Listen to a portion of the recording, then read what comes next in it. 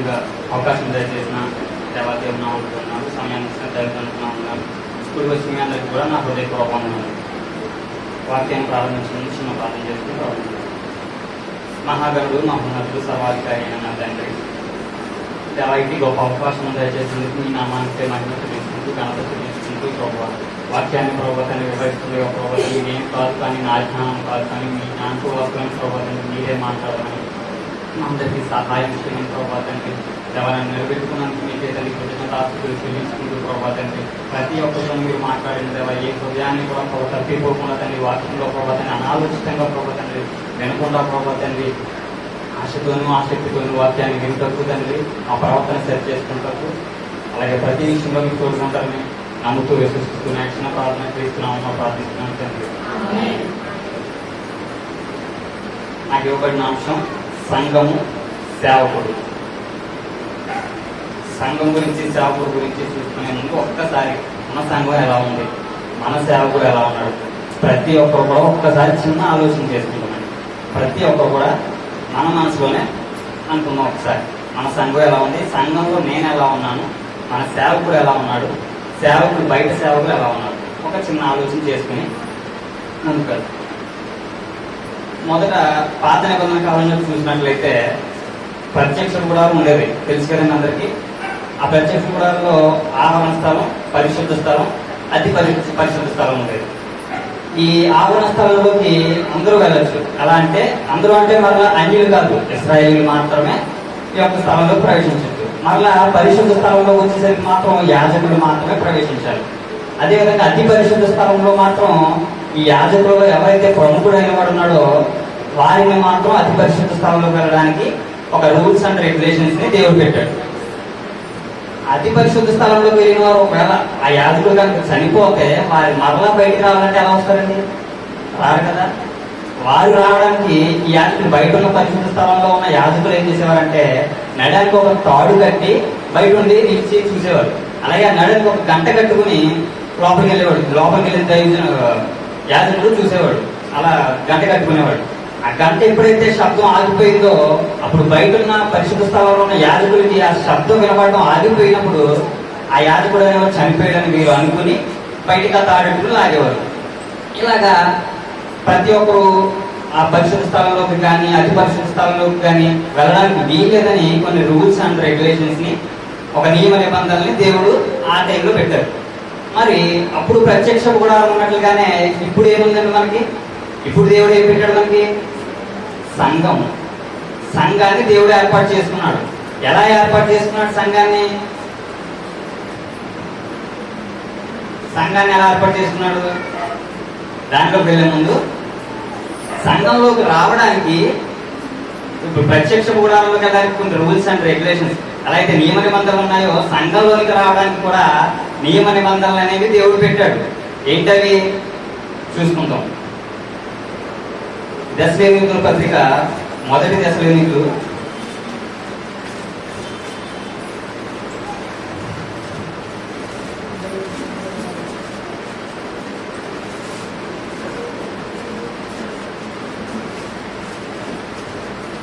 3వ అధ్యాయము 13వ వచనం చదువుకుందామండి. ఒక్కసారి వచ్చిన వాళ్ళు కాకుండా ఎప్పుడు చదవాలని ఆశిస్తున్నాను. భవనక కానీ, శ్రీశేఖర్ కానీ, దిరుశేఖర్ కానీ, మరియు మన ప్రభు అయిన యేసు క్లియర్ గా చదవాలి, మొత్తం అందరికి వినబడేలా చదవాలండి. మరియు మన ప్రభు అయిన యేసు తన పరిశుద్ధులందరితో వచ్చినప్పుడు మన తండ్రి అయిన దేవుని ఎదుట మీ హృదయములను పరిశుద్ధత విషయమై అనింద్యమైనవిగా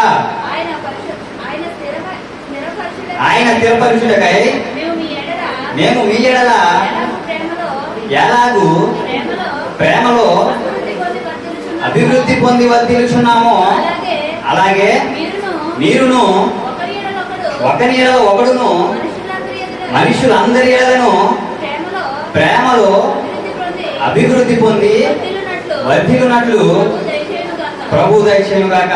ఈ విషయంలో చూసుకున్నట్లయితే మొట్టమొదటిగా ప్రేమలో అభివృద్ధి చెందాలని దేవుని యొక్క వాక్యం సెలవిస్తుంది.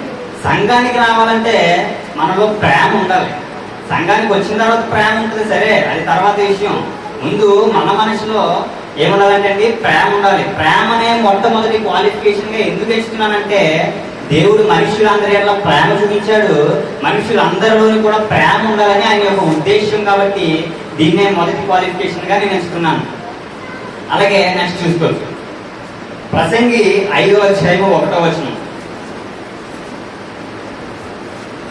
ప్రసంగి 5:1. భవాని యొక్క చదవక.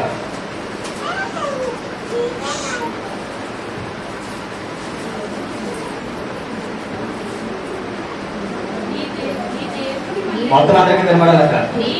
నీవు దేవుని మందిరమునకు పోవునప్పుడు నీ ప్రవర్తన జాగ్రత్తగా చూసుకోనము.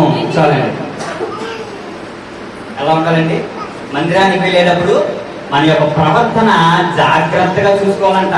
నువ్వు చూసే చూపులు కానీ, నువ్వు మాట్లాడే మాటలు కానీ, నువ్వు సంఘంలో కూర్చున్న విధానం కానీ, ప్రతి ఒక్కదానికి కూడా లెక్క చెప్పవలసినది. కాబట్టి నువ్వేం చేయాలి? మందిరానికి వచ్చినప్పుడు జాగ్రత్తగా చూసుకో, నువ్వు కనిపెట్టుకో. నువ్వు ఎలా పడితే అలా సంఘానికి రావడానికి సంఘం నీది కాదు, సంఘం ఆయన ఏర్పాటు చేసుకున్నది. సంఘానికి ఎలా పడితే అలా కూర్చొని ఇక్కడికి వచ్చి కూడా కాలక్షేపం చేయడానికి సినిమా థియేటర్కి వెళ్ళినట్టు కాదు సంఘం అంటే. నువ్వు సినిమా హాల్కి వెళ్ళినట్టు, ఫంక్షన్ హాల్కి వెళ్ళినట్టు సంఘంలో ఉంటానంటే వీళ్ళేదంటున్నాడు దేవుడు. ఎలా ఉండాలి సంఘానికి వచ్చిన తర్వాత అంటే, నీ ప్రవర్తన సరి చేసుకో, సరి చూసుకో అని దేవుడు వాక్యం సెలవిస్తుంది. ఇక్కడికి వచ్చిన తర్వాత కూడా చాలా మంది ఏం చేస్తుంటారండి, చాటింగ్ చేసుకుంటారు. లేదా కొంతమంది సంఘానికి వచ్చిన తర్వాత పాట పాడతారండి. ఎవరు ఎలా పాడతారంటే, ప్రేమలో పడ్డాను ఇక్కడ పాడతారు. అక్కడ అమ్మాయి వంక చూసి ఈ ప్రేమ ఒక్కొక్కడుకుంటున్నాం నీకోసమే అంటారు. తెలిసింది. ఇలాంటి వాళ్ళు కూడా ఉన్నారు కొంతమంది, లేదనుకోకండి. ఇలాంటి వాళ్ళు కూడా ఉన్నారు. మన సంఘంలో అలాంటి వారు ఉంటే, ఒకవేళ మీకు తెలిసిన వారు ఉంటే హెచ్చరించండి, గద్దించండి. వారు మారే విధంగా మాట్లాడమని ప్రభు పేరు మనం చేసుకుంటున్నాం. ఇంకా ముందుకెళ్ళినట్లయితే 2వ కొరింథీ 13వ అధ్యాయము 11వ వచనం. 2వ కొరింథీ 13:11. దీన్ని మాట చదవగలవా?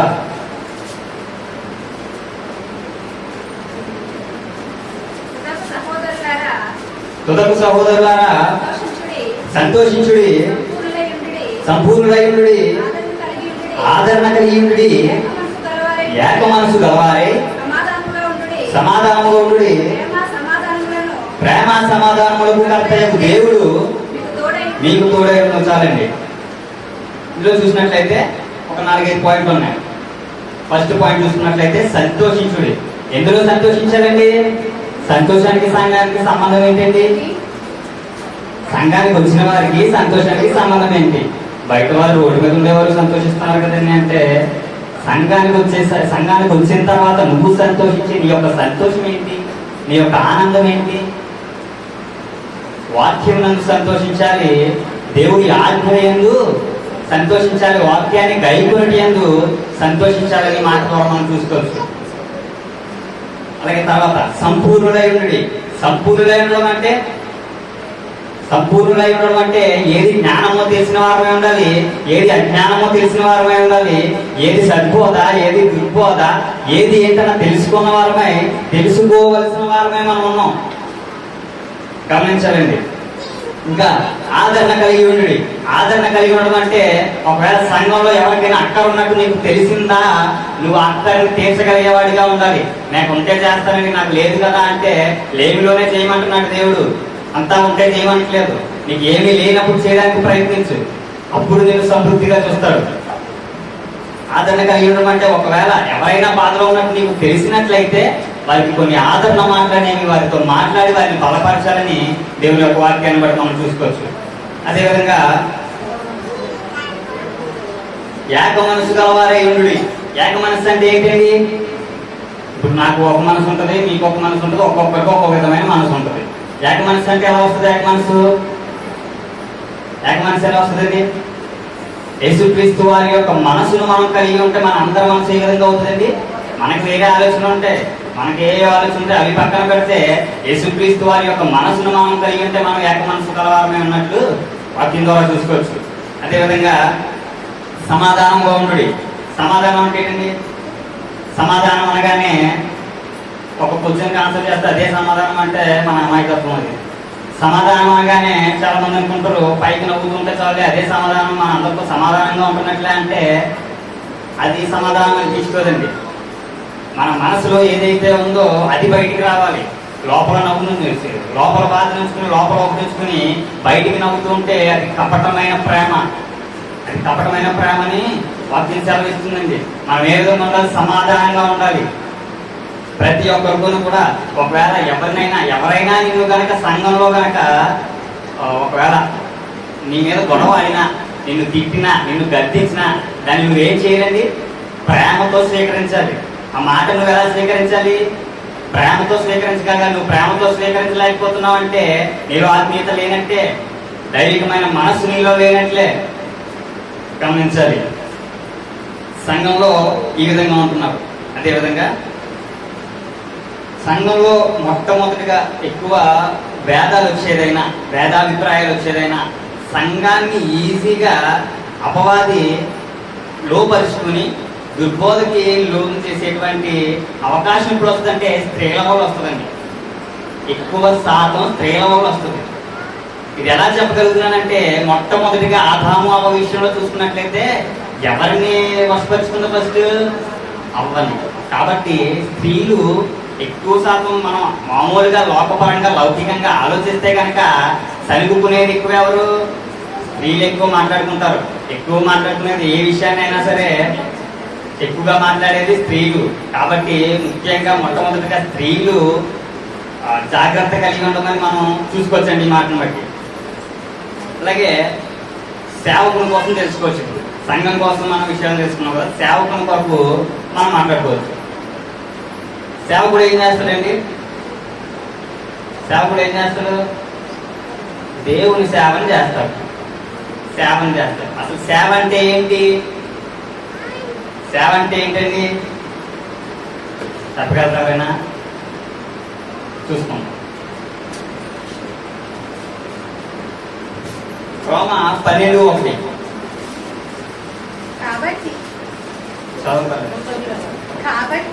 కాబట్టి సహోదరులారా పరిశుద్ధమును దేవునికి అనుకూలమునైన సజీవ యాగముగా మీ శరీరములను ఆయనకు సమర్పించుకొనుడని దేవుని వాత్సల్యమును బట్టి మిమ్మును బతిమాలుకొనుచున్నాను. ఇట్టి సేవ మీకు యుక్తమైనది. చాలు. సేవ అనగానే సూటు బూటు వేసుకుంటేనే సేవ కాదండి. లగ్జరియస్ లైఫ్ జీవిస్తేనే అది సేవ కాదు. సేవ అనగానే ఇక్కడ మాట్లాడుతున్నారు,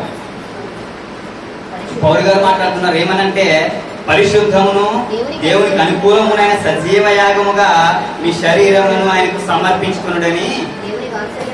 ఏంటండి? మన యొక్క శరీరాన్ని దేవునికి సమర్పించుకోవాలి. ఎలా సమర్పించుకోవాలంటే సజీవ యాగంగా సమర్పించుకోవాలి. సజీవ యాగంగా సమర్పించుకోవడంలో కూడా ఏ అపవిత్రత ఉండకుండా ఉండాలని దేవుడు ఇంకో మాట రాయించాడు. ఏమనంటే పరిశుద్ధమును దేవునికి అనుకూలమునైన. నీ ఇష్టం కాదు, ఏ విధంగా ఎలా పడితే అలాగా నీ శరీరాన్ని సమర్పించేసుకున్నాడంటే దేవునికి అనుకూలమైన ఉండాలంటే నీ సజీవ యాగంలో కూడా దేవునికి అనుకూలమైన బ్రతికి ఉండాలి. దేవునికి అనుకూలమైన ఆ యాగం ఉండాలని ఈ మాట ద్వారా మనం చూసుకోవచ్చండి. సేవ కోసం ఎలా మాట్లాడుకుంటున్నప్పుడు ఎలాంటి సేవను కలిగి ఒక సేవకుడు పనిచేస్తున్నప్పుడు సేవకుడికి ఉండాల్సిన లక్షణాలు ఏంటండి? సేవకుడు ఎలా ఉంటాడు? మనకి సేవకుడు ఎలా ఉంటాడండి? ముందుకెళ్దాం. సరే, ఏం మాట్లాడలేదు కానీ హెబ్రీ 13:9.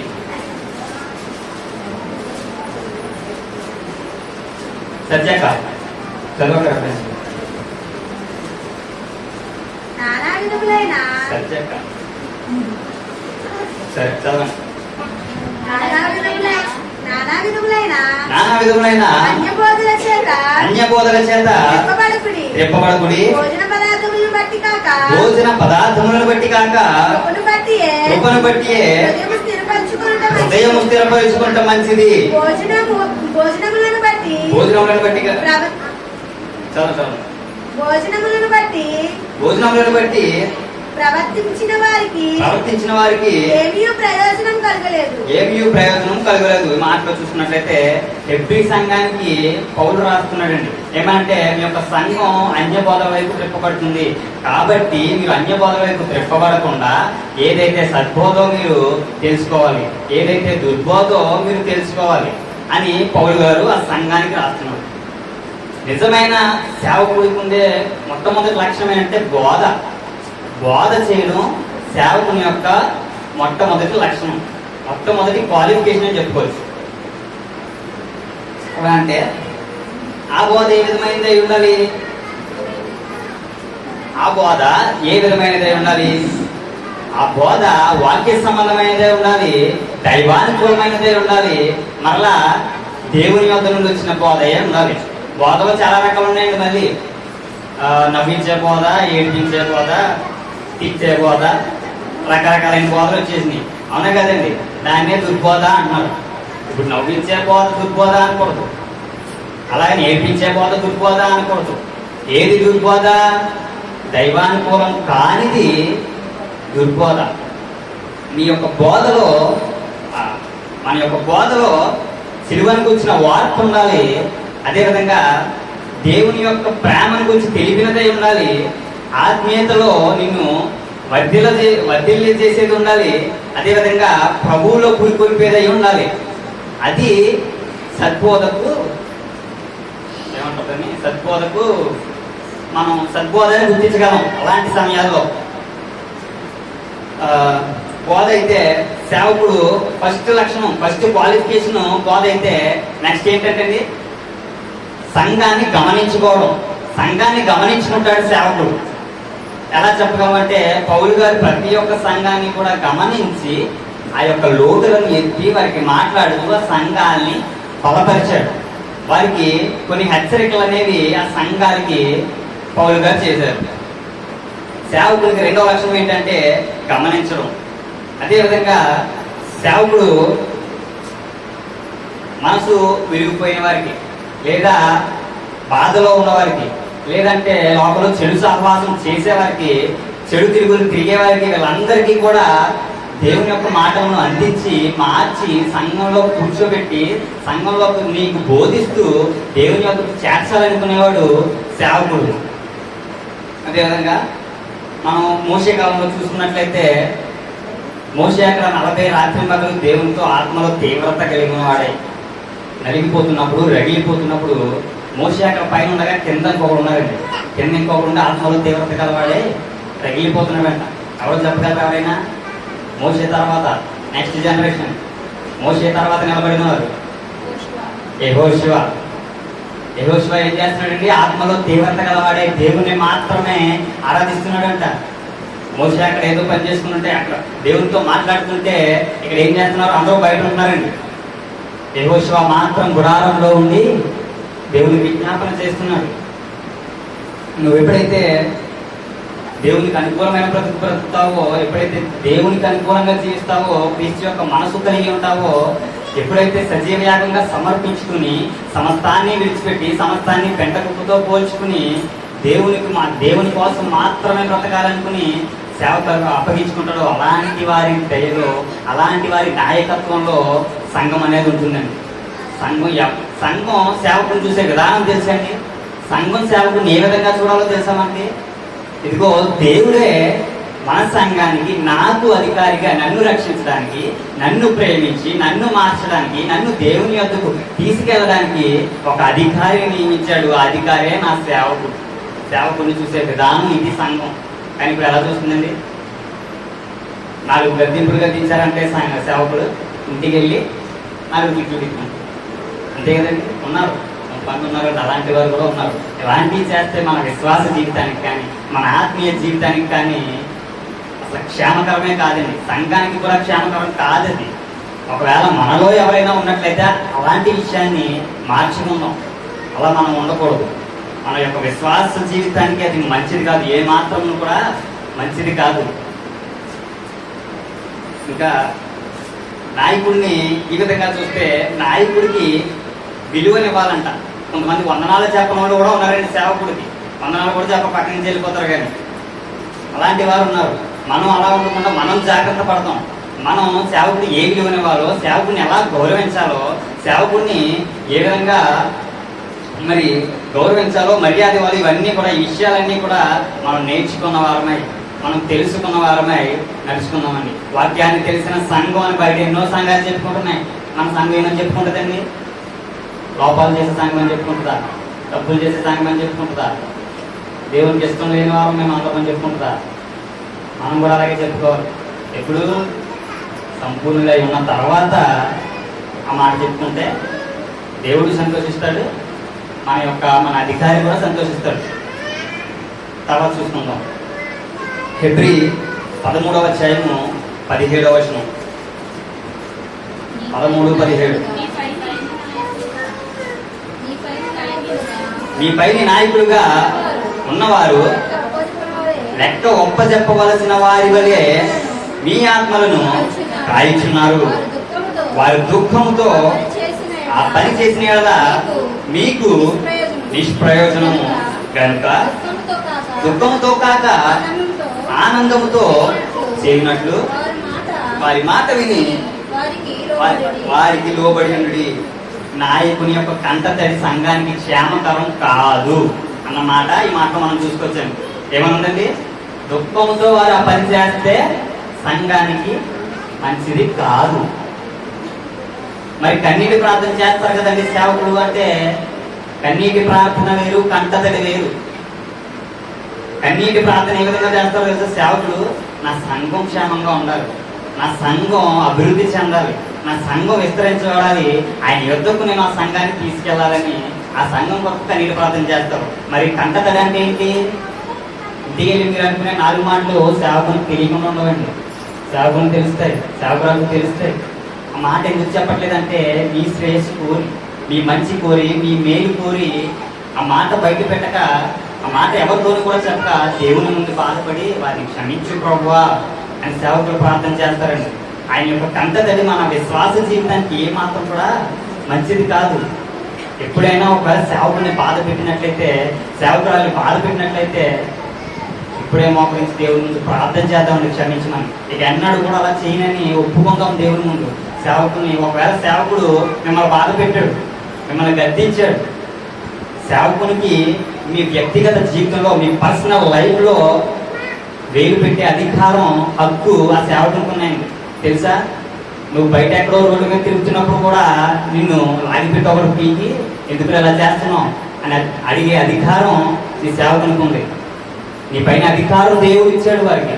ఒకవేళ రోడ్డు మీద వెళ్తున్నప్పుడు ట్రాఫిక్ పోలీసే అప్పాడే అనుకోండి, నన్ను ఎందుకు అవుతున్నాను అడుగుతారా? అడగరు కదా. మరి సేవకుని అడిగే హక్కు కూడా లేదు కదా, మనకి ఆ హక్కు లేదు కదా. అది కూడా గమనించుకుంటాం. సేవకుడు మన పైన అధికారిగా ఉన్నాడని మనం గుర్తు పెట్టుకుని వారి గద్దెంపులను మనం విసురుకోవద్దండి. విసురుకోకుండా, తిట్టుకోకుండా వారి కోసం మనం ప్రార్థన చేద్దాం. సేవ కొరకై ఏం చేయాలంటే వారి సేవ కొరకే వచ్చినప్పుడు వారికి సహాయకర్తలుగా మనం ఉండాలంట. ఆలోచనకర్తలుగా ఉండాలి, సహాయకర్తలుగా ఉండాలి వారికి. అదేవిధంగా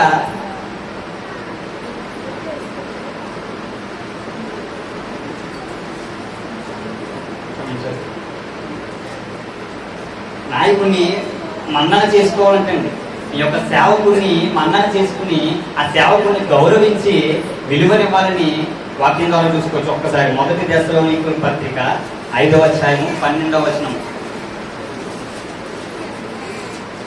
1 దశలోనికల పత్రిక 5వ అధ్యాయము 12వ వచనం. మరియు సహోదరులారా చదవండి. ప్రయాసపడుచు చదవండి.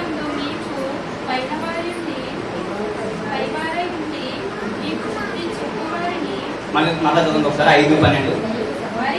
మరియు సహోదరులారా మీలో ప్రయాసపడుచు ప్రభువునందు మీకు పైవారే ఉంది మీకు బుద్ధి చెప్పు వారిని మన్నన చేసి వారి పనిని బట్టి వారిని ప్రేమతో మిక్కిలి ఘనముగా ఎంచవలెనని వేడుకొనుచున్నాము.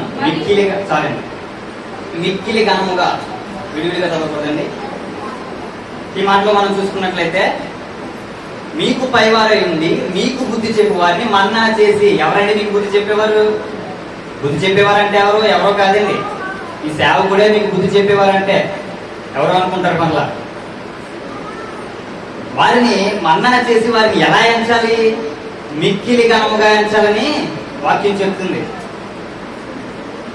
దశమ భాగం విషయంలో ఎప్పుడైనా సేవకులు కానీ ఎవరైనా చెప్పినప్పుడు మనం ఏ విధంగా ఫీల్ అవుతామండి? ఆ సేవకుడు మ్యాట్లో మిత్రులు కట్టేసుకోవడానికి మీ దశమ భాగాలు అడగరండి.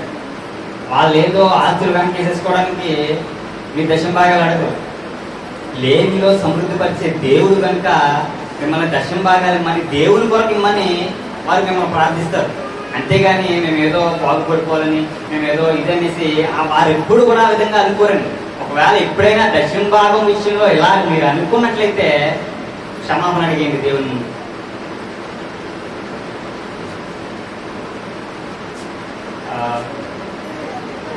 ఈ మాట మనం చూసినట్లయితే ఏలియా విషయంలో చూసుకున్నప్పుడు ఏలియాని పోషించాడు. ఎలా పోషించాడండి దేవుడు? కాకుల ద్వారా ఆ యొక్క ఏలియాని పోషించాడు. మరి ఇప్పటి సేవకులు పోషించలేడా దేవుడు? పోషిస్తారు. మరి ఆ దశమ భాగం విషయంలో మనం అనుకోవడం తప్పండి. ఆ విధంగా మనం ఆలోచన చేయడం చాలా తప్పండి. ఆ విషయంలో సరి చేసుకున్నాం. ఒకవేళ సంఘం విషయంలో మన యొక్క పాత్ర ఏంటో మనం తెలుసుకున్న వారమే ఉండాలి. సంఘంలో ఎలా వ్యవహరించుకోవాలో మనం తెలుసుకున్న వారమే ఉండాలి. సంఘానికి వచ్చిన తర్వాత ఏ విధంగా ఉండాలో, సంఘంలో ఏ విధంగా నడుచుకోవాలో, ఎటువంటి ప్రవర్తన కలిగి ఉండాలో, ఎటువంటి చూపులు కలిగి ఉండాలో, ఎవరితో ఏ విధంగా మాట్లాడాలో, ఎవరితో ఏ విధంగా నడుచుకోవాలో, ఎంతవరకు ఉండాలో, ఎంత విలువనివ్వాలో, ఎంత ఘనంగా ఎవరిని ఎంచాలో ప్రతి విషయాన్ని కూడా తెలుసుకుందాం. సజీవ యాగంగా అర్పించుకునేది సేవకుడు మాత్రమే కాదండి, విశ్వాసి కూడా అర్పించుకోవాలి. విశ్వాసి కూడా దేవునికి అనుకూలంగానే బ్రతకాలి. సేవకుడు బ్రతికితే చాలు కదా అంటే విశ్వాసి కూడా అదే విధంగా బ్రతకాలనేసి దేవుని యొక్క వాక్యం మనకి సెలవిస్తుందండి. నిజంగా ఎవరో కాదు కానీ మన యొక్క సేవకుడిని చూసుకుందామండి. మన చనిపోయిన పాస్టర్ గారు తెలుసు కదండి మనందరికీ. ఆయన గవర్నమెంట్ ఎంప్లాయ్. నిజంగా ఆయన గవర్నమెంట్ ఎంప్లాయ్ అన్నట్టుగానే ఎప్పుడు కూడా ఆయన సంఘం విషయంలో ఉండరండి. ఎంతో తగ్గించుకున్నారు. నిజంగా ఇటుకలు మోయడం, సిమెంట్ మోయడం, ఆ పార కొట్టడం, నిజంగా ఆ విషయాలన్నీ నాకు నేర్పించేశారండి. నిజంగా తగ్గింపు అంటే ఇలా ఉండాలని ఆయన చూసి నేను నేర్చుకున్నానండి. నేను ఉన్నానని నేను చెప్పట్లేదు కానీ ఆయన గురించి చెప్తున్నాను. నిజంగా ఎంతో తగ్గింపు కలిగి ఉన్నారు. అలా నా సేవకుడే కాదండి, ఆ సేవకుడు ఎలా ఉన్నాడో, ఆ సేవకుడు ఎలా ఉన్నారో ఆయనలాగే సెకండ్. నిజంగా ఈయన కూడా అడుగున్నారండి. ఈయనతో సహవాసం చేసి ఇద్దరు ఒకటే రావు అనుకున్నాను. నిజంగా సేవకుల విలువను మనం తెలుసుకుందాం. సంఘం విలువను తెలుసుకుందాం. సంఘంలో మన యొక్క పాత్ర ఏంటో మనం తెలుసుకుందాం. సంఘంలో ఒకవేళ ఒక ఆదివారం నువ్వు రాకపోతే నీ యొక్క లోటును సంఘం గుర్తించాలి. అలా గుర్తిస్తుందండి సంఘం?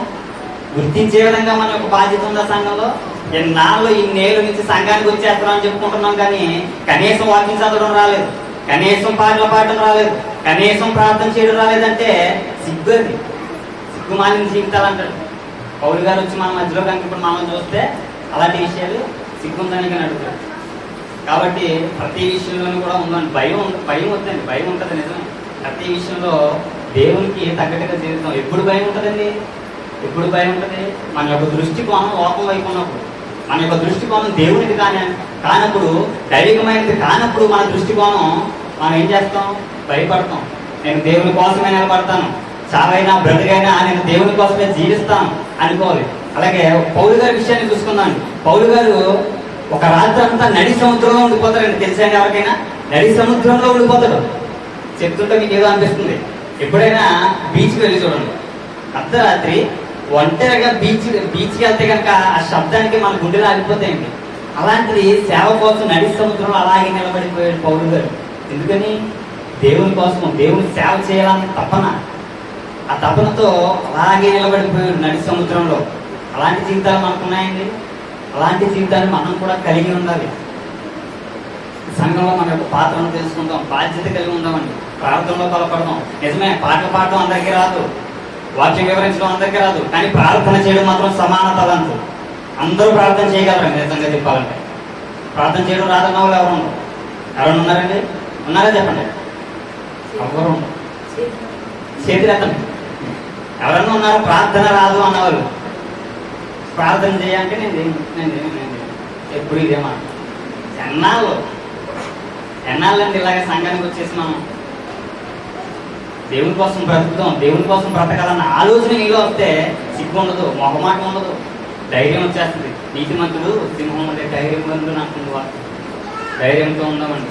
దేవుని కోసం బ్రతుకుతాం, సంఘంలో ఎలా ఉండాలో తెలుసుకుందాం, సేవకునికి విలువనిద్దాం. సరే, సమయం ఎక్కువ అవుతుంది కనుక నా మాటలు అనిపిస్తుంది.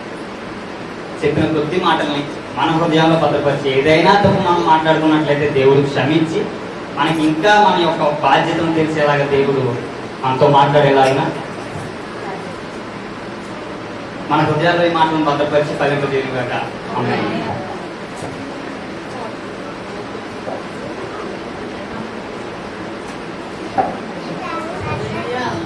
హల్లెలూయా.